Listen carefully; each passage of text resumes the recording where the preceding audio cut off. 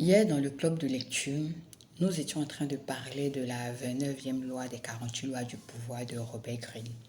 Et quand ce fut mon tour de prendre la parole, vu que moi je suis quelqu'un qui procède toujours par analogie, automatiquement, Google Maps m'est venu en tête. C'est en lien avec la loi en question. Et donc, je vous réitère ici mes propos d'hier. Comment est-ce qu'on devrait fonctionner comme Google Maps? Avec Google Maps, avant de foncer, Google Maps te pose une question simple mais très décisive. Où veux-tu aller?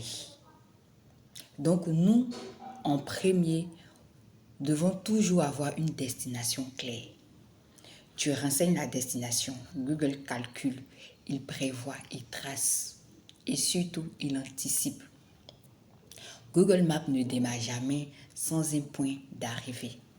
Dans la vie aussi, il faut savoir où l'on va. Sans but, on tourne en rond.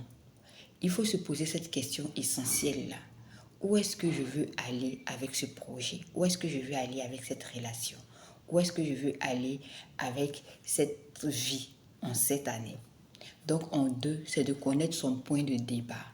Parce que avant que Google Maps vous guide, il a besoin de savoir où vous êtes. C'est pareil dans la vraie vie. Il faut faire un état des lieux. Où j'en suis? De quoi je dispose? Qu'est-ce qui me freine? Est-ce que je suis prête à changer? Et c'est avec honnêteté qu'on trace un vrai chemin. S'il y a des embouteillages, que fait Google? Il propose un autre chemin. C'est pareil aussi. Donc à nous de ne pas paniquer quand il y a un détour. Quand il y a un embouteillage, quand il y a une route qui est fermée, Google Maps récalcule l'itinéraire. Est-ce qu'il crée? Il ne crée pas, il ne panique pas, il s'adapte. Dans la vie aussi, il faut qu'on apprenne à récalculer notre itinéraire. Quand un plan échoue, ce n'est pas un échec, c'est juste une autre voie vers la même destination. Il ne faudrait pas que ton plan B te détourne de ton objectif. Parfois, on peut zoomer, on peut dézoomer pour voir les détails. On peut prendre du recul aussi. Google Maps te montre ton trajet, mais aussi te montre les bouchons, les virages, les arrêts possibles. Dans la vie, c'est pareil. Il faut aussi savoir alterner version globale, version attention aux détails. On ne doit pas laisser le libre arbitre aux autres. C'est nous. C'est pas parce que tout le monde prend la même route qu'elle nous correspond. Même quand le trajet est encore plus loin, on te montre les stations, on te montre les restaurants, on te montre ça pour que tu puisses faire des pauses. C'est pour nous dire aussi que dans la vie, il faut savoir faire des pauses pour repartir de plus belle. Ce n'est pas un abandon, ce n'est pas un échec, c'est juste reculer pour mieux sauter. Parce que si tu fais les choses à la hâte, tu fais les choses à l'improvisation, sans voir le dénouement, tu es en train de te perdre, tu es en train de gaspiller du carburant, tu es en train de tourner en rond. Quel que soit le nombre de kilomètres parcourus, lorsque tu te rends compte que tu es sur le mauvais chemin, il faut faire demi-tour. Il est préférable de faire demi-tour que d'aller vers une destination inconnue en toute connaissance de cause. Ça, c'est la bêtise. Donc, prenons l'exemple sur les choses autour de nous, ces petites choses-là qui nous enseignent. C'est important d'avoir un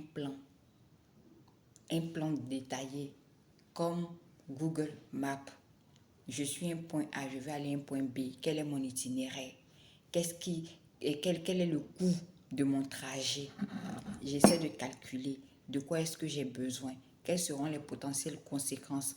Quels pourraient être les éventuels détours, les échecs, tout. On essaie d'analyser. On ne dit pas que le plan sera parfait. S'il est parfait, tant mieux. Mais au moins, tu as une vision de ce qui t'attend. Tu vois un peu le cheminement, tu es plus ou moins préparé. Et vu que le plan est devant toi, tu visualises. On connaît tous le pouvoir de la visualisation. Donc, faudrait pas on fasse des choses à l'improviste. Faudrait un plan détaillé. Tout est dans le dénouement. Plus tu as une vision claire de ton projet, de ce que tu veux faire, tu es mieux préparé. Et il n'y a pas meilleur moyen Il n'y a pas meilleure manière de mettre toutes les chances de son côté que la préparation. Donc, voici un peu ce que j'avais envie de partager avec vous ce matin. J'espère que ça vous a apporté un plus. Merci de liker, merci de partager. On se retrouve très prochainement pour un autre message. D'ici là, ayez un plan détaillé de ce que vous voulez faire, de votre vie en général. Bisous. Bisous.